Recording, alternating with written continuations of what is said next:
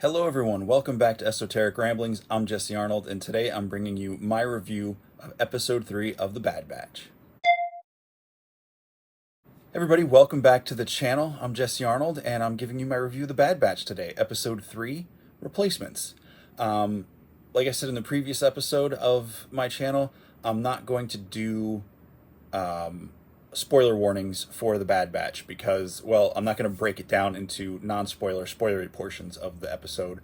The show is too short. The Bad Batch is too short for me to really be able to talk a lot about the extra things in it without doing spoilers. So if you have not watched episode 3 of The Bad Batch and do not want spoilers, don't watch my video until you've watched it if you want to see what I have to say about it. So spoilers are coming in.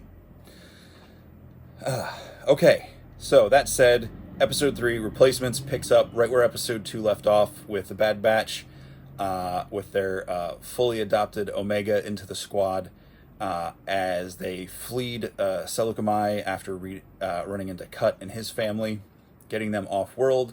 We've introduced the idea of the Imperial Chain Code, like the ID numbers for everybody, which we've now seen in The Mandalorian, and the show is really serving us the quick rise of the Empire and how they were so easily able to clamp down on the galaxy. So when we see things go from what they were during the Republic era in the prequels to what people like myself grew up with watching the original trilogy, where the Republic and freedom was just a myth of the past, it felt like in those shows, and knowing it's only a 19-year period,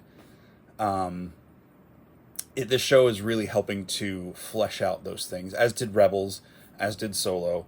But I think the show is really showing us the Imperial side of things with Tarkin and the transformation from the clone army slowly into enlistment troops and everything.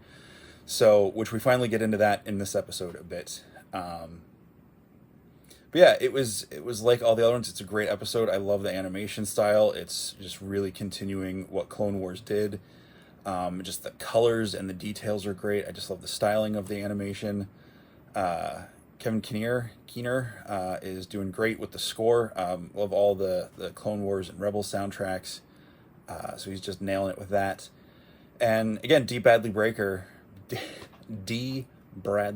Baker is just killing it, playing so many different characters in the clones, where they're all about him. This is not the first Star Wars thing to focus on non-Jedi, but I mean, Solo did, Rogue One did, but in the animated series, between Clone Wars and Rebels, there's always been some sort of Jedi. I guess Resistance, but I haven't watched Resistance, so I don't know. But in this era, we're following non-Jedi characters, and it's a different experience. You know, it's more of the army. It's a natural progression from Clone Wars into this. It's not a completely foreign concept, but there's just no Jedi leading them this time, or even just partnering with them. So yeah, they're on the run. Their ship's damaged. They crash land on a moon, and they're trying to make repairs. And the plot of the episode is fairly simple, but they're trying to put in a new capacitor to repair the ship and take off. It has vibes of Empire Strikes Back when Han and Leia and the Millennium Falcon are trapped inside the space slug. Pardon me for forgetting what that's called at the moment. And, you know, with the Minox and all that, it has a feel of that, but it's not the same situation.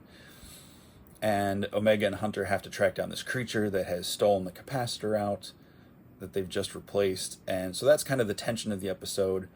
And then on the other side of the episode, you have Crosshair and Tarkin. And we finally get to meet Admiral Rampart in person. I believe we saw him in the video, the holo video last week, talking about the chain code. And I know there was a big hubbub last week about his action figure in Walmart and pre-ordering and everything. The figure that nobody wanted, but is somehow still miraculously sold out. Fortunately for me, I wasn't super interested in Imperial officer figures, so I was able to pass on that one. So good luck to all of you who are trying to get him.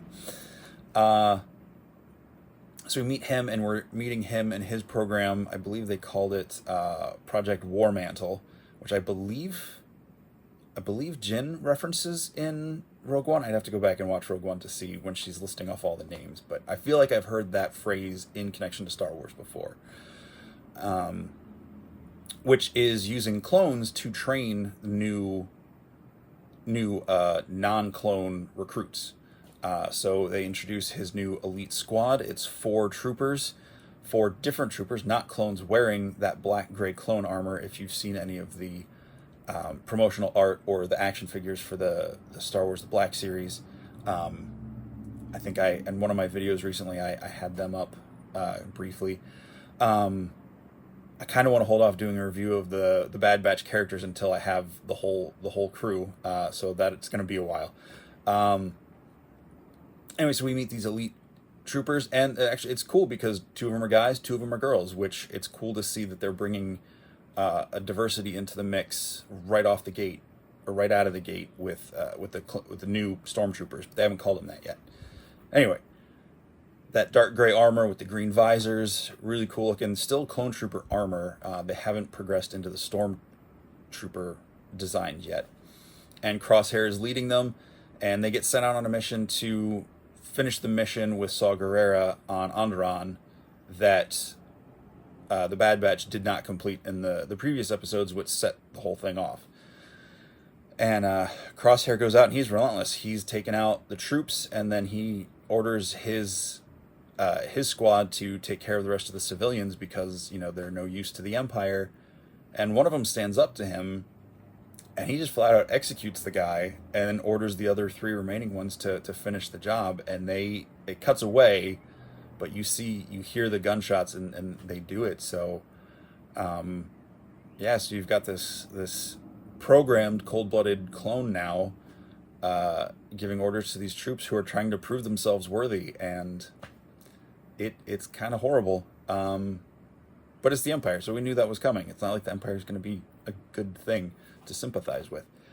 One of the key elements I thought was interesting in this episode is Wrecker. I don't know if he bumped his head. My mom said he bumped his head, but I missed that as they crash onto the moon. But he keeps talking about, the pain in his head, and he keeps grabbing, I don't know which side, the side of his head, where I'm pretty sure is where the bandage is usually for the clones that have had the inhibitor chip removed. And the Bad Batch's excuse for not following Order 66 is that their chips malfunctioned. In the early part of the episode, Tech is messing with a scanner instead of helping fix the ship to help scan their chips to see if they're actually malfunctioning. So I think they're setting up a thing to where Wrecker's going to have, or one of them at least, will have a moment where they kind of go berserk and start attacking as the Order 66, or the chips kicks in, and they have to help remove the chip. So hopefully they all get their chips removed soon, and that can just be free and clear of it, and we don't lose all of our characters by the end of this series. And yeah, Omega proves herself to be useful again. She tracks a critter when Hunter loses his gas mask, so they can breathe on the surface of this moon. And it's all in all a good episode. It's not a huge world-changing episode, but it's a good character-building episode. I really enjoyed it. And while they're out, Wrecker does design a space in the shuttle for Omega to have a place of her own, and it's a really sweet moment when she comes back and he presents it to her and everything. So I really like how the clones are taking to her. They're not fully just doing the you're the kid, we have to protect you. There's a little bit of that, but they then include her in stuff so far. So I hope they continue to do that and allow her to be an actual character and not just the thing they have to protect. So yeah, I guess that's it for my thoughts on this episode, Bad Batch, episode 3. And I'll be back with some more stuff later. Thanks for watching. As always, ramble on.